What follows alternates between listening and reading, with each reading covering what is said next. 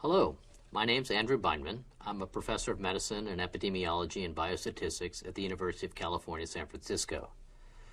I'd like to talk to you today a little bit about lung cancer screening and evidence-based policy. Decision-making in medicine is increasingly based on evidence. Evidence is derived from a systematic analysis of the results of high-quality research studies. While medicine has made tremendous advances in applying evidence-based reasoning into its decision-making process, healthcare policy is less developed than medicine in using evidence to guide decision-making. There is one shining example of where there's been an attempt to incorporate evidence-based research into health policy decision-making, and that came about through the Affordable Care Act. The Affordable Care Act, otherwise known as the ACA, included a provision to promote evidence-based healthcare policy.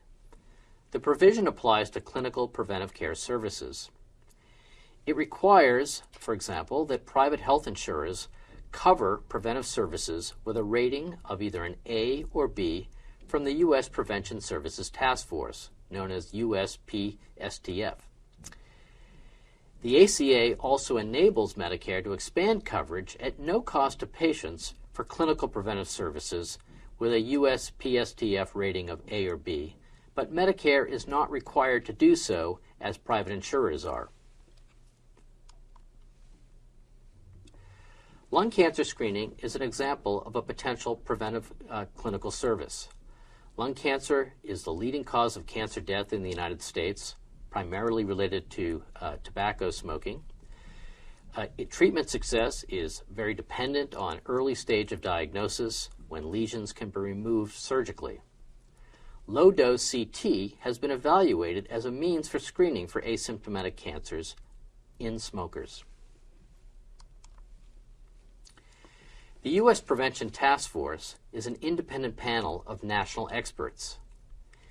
It assigns letter grades to characterize the quality of evidence for preventive care services.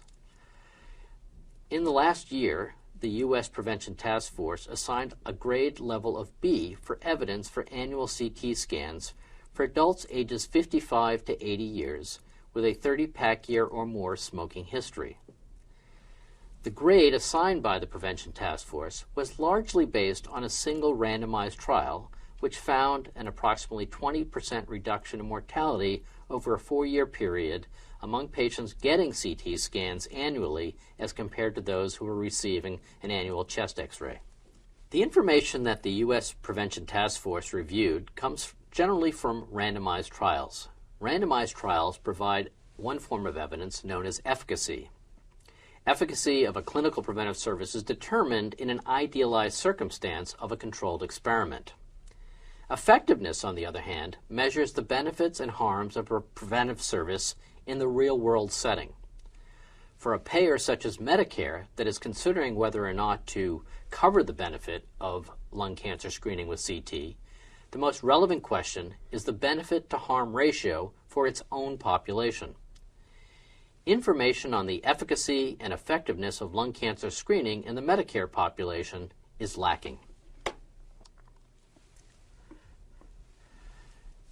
Effectiveness of lung cancer screening with CT for Medicare patients is likely to be lower than the efficacy observed in the trials of what were, in general, younger patients than is the case in the Medicare population. Medicare primarily covers elderly individuals 65 years and older. It also covers some younger individuals who qualify on the basis of certain long-term disabilities.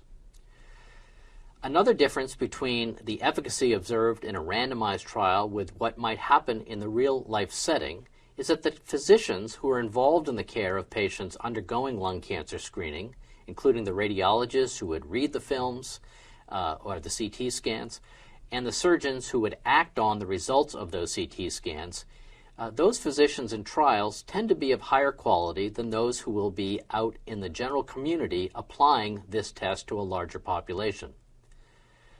Furthermore, one might anticipate a higher rate of false positives in the elderly population covered by Medicare again as compared to the younger age population in the randomized trial, because elderly individuals tend to have more non-cancerous pulmonary lesions due to their living more years.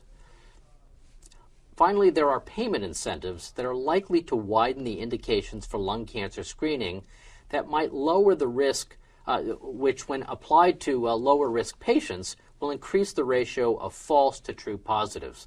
Thus, the benefits to harms that are observed in the Medicare population may be lower than that was measured in the randomized trial with younger patients.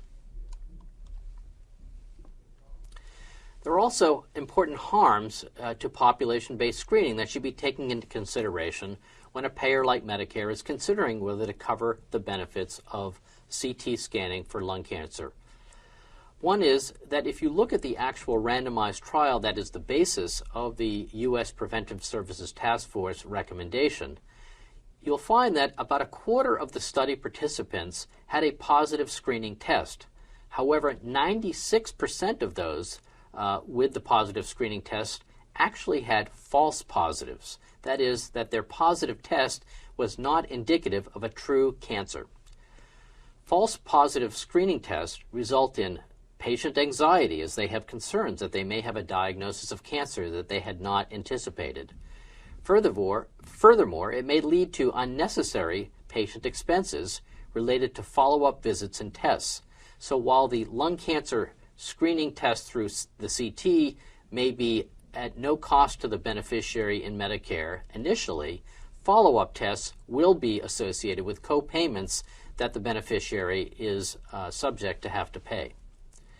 Finally, without enforceable radiation dose standards, patients undergoing annual low-dose CT screening are at risk for doses of radiation that it couldn't actually increase their risk of new cancers. The Center for Medicare and Medicaid Services, or CMS, is responsible for Medicare payment policy. Since the recommendation that the U.S. Prevention Services Task Force made of giving low-dose CT screening for lung cancer a grade level of B, CMS has undergone a process in which they have received expert advice, public comment, and aggressive lobbying by stakeholders with a financial interest in having Medicare cover the cost of lung cancer screening by CT. After a year-long process, the Center for Medicare and Medicaid Services approved the coverage of the annual lung cancer screening with CT for Medicare beneficiaries ages 55 to 77 years with a 30-pack year or more history of smoking.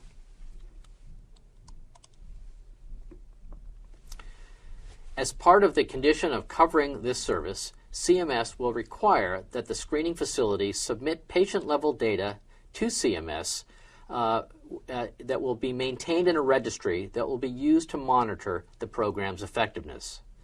I should also point out that while CMS oversees Medicaid programs also, it is the state Medicaid programs which will independently decide whether to cover lung cancer screening as a benefit within their programs. That will be done on a state-by-state basis. What can we learn from the lung cancer screening through CT about its impact on the future of evidence-based health policy? Scientific research is primarily designed to discover truths internal to a study population, what is referred to as efficacy. Researchers are more challenged to estimate the generalizability of findings in samples to external populations, what is known as effectiveness.